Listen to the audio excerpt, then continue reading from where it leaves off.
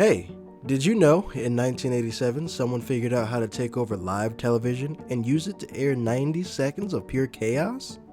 It happened in Chicago. Not once, but twice. A masked figure dressed as a character called Max Headroom interrupted the evening news. Then, he came back during Doctor Who with distorted audio and bizarre, nonsensical commentary. The station scrambled, the FCC investigated, but the hijacker was never identified. This is the story of the Max Headroom broadcast hijacking.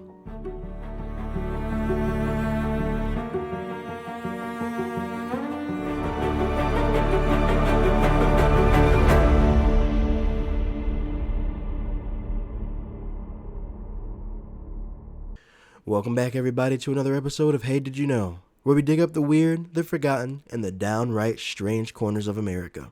I want to thank everybody who was here that is watching on YouTube, and those who are listening, thank you for listening as well. Thank you all for your support. The views and the comments on the 2 YouTube videos have been amazing. Thank you for that. It really means a lot to me. And for those who have commented about the music, I am working on it. And I'm just trying to get my flow here on YouTube just to figure everything out. So please continue to bear with me, and I hope you do continue to support. And I do just have one quick reminder, as I say every episode, make sure you like and subscribe. Hit the bell on YouTube so that you get a notification. You don't want to miss any of the episodes that we have coming out. We drop new episodes every other Wednesday on the audio version and every other Thursday on YouTube.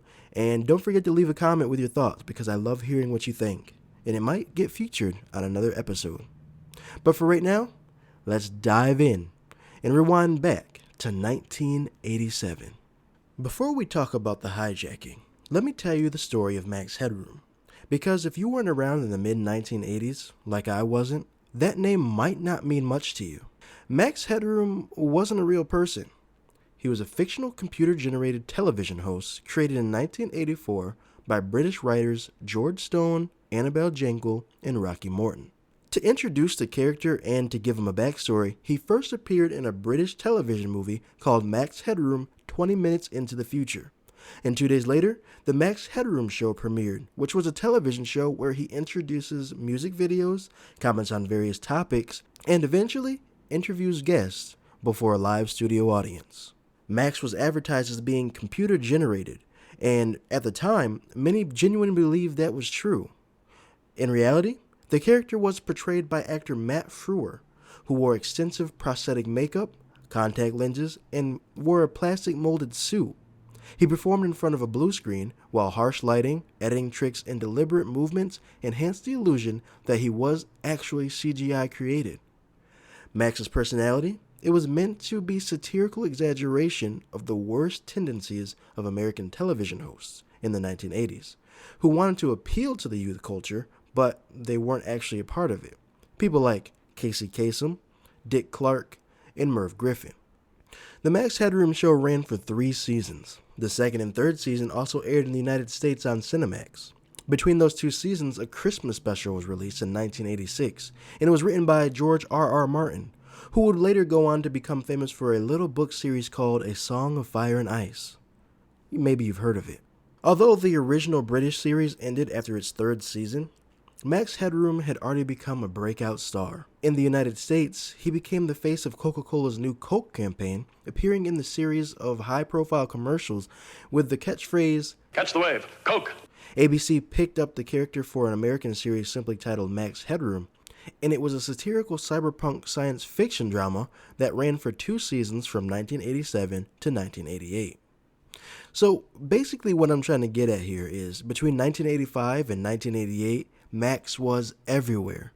He embodied that very 1980s obsession with technology, digital culture, artificial personalities, and the futuristic idea that media itself was becoming computerized. So now that you know who he was, a witty, glitchy TV host who criticized society and media, let's talk about the night that someone took his face and broke into live television to deliver a message that was as bizarre as it was disturbing. If you were sitting at home on your couch in 1987, flipping through TV channels, you find a little bit of everything. Maybe the national broadcast of the rescue of baby Jessica, or President Reagan demanding that Gorbachev tear down this wall. But if it was November 22nd and you lived in Chicago, you were probably tuned in to the local news, catching up on the Bears' 30-10 victory over their longtime rival, the Detroit Lions. Little did anybody know, that night they were about to see and hear something completely unusual. The first intrusion happened around 9:14 p.m. during the sports segment of WGN-TV's 9 o'clock news. Without warning, viewers' screens went suddenly black for about 15 seconds, and then an image appeared. A person wearing a Max Headroom mask and sunglasses suddenly filled the screen. The masked figure rocked back and forth erratically in front of a corrugated metal panel that slowly rotated behind him, which was meant to mimic the background seen in the real Max Headroom broadcasts. The signal itself looked rough and unstable, accompanied by a harsh buzzing sound and garbled static. The entire intrusion lasted roughly 30 seconds before engineers at WGN managed to regain control by switching the station to a backup transmitter, cutting off the pirate signal.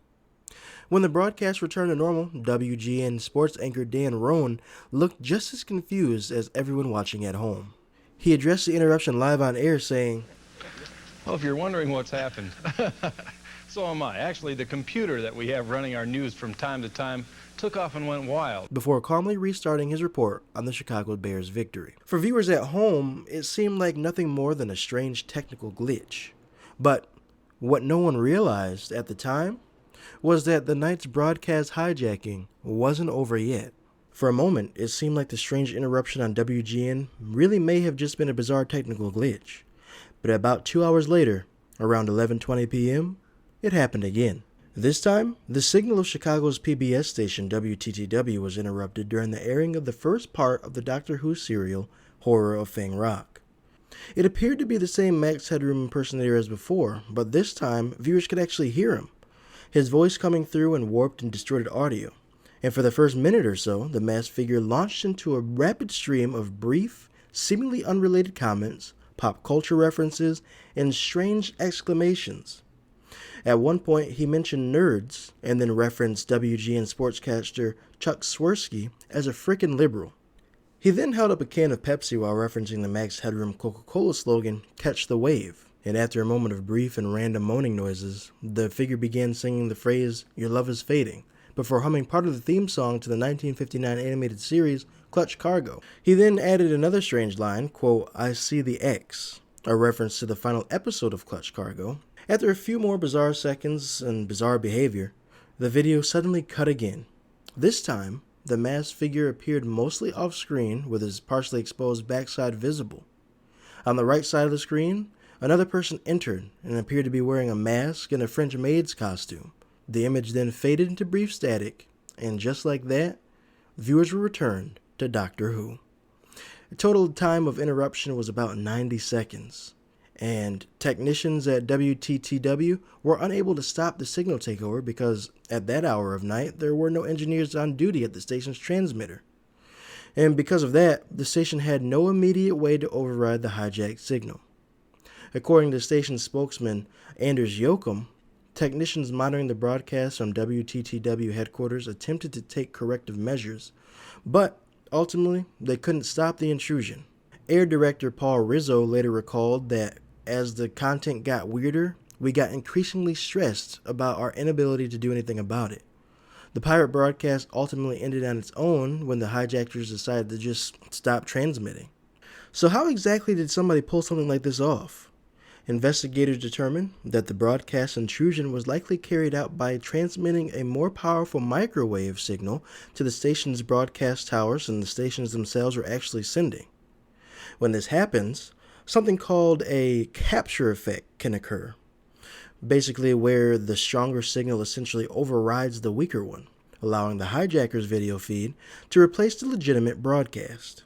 The pirate signal also would have needed to originate somewhere in a clear line of sight to the broadcast towers of both stations, towers that were both located in Chicago's tallest buildings at the time. Experts have said that the stunt would have required significant technical knowledge and powerful transmitting equipment.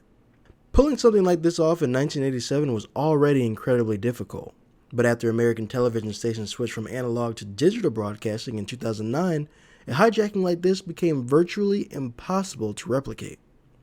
To this day, no one has ever claimed responsibility for the hijacking. Over the years, speculations about the identity of the masked Max and his accomplices has produced several theories. Some believe the stunt may have been an inside job carried out by a disgruntled former employee of WGN-TV, while others suspect that it may have been the work of the members of Chicago's underground hacker community.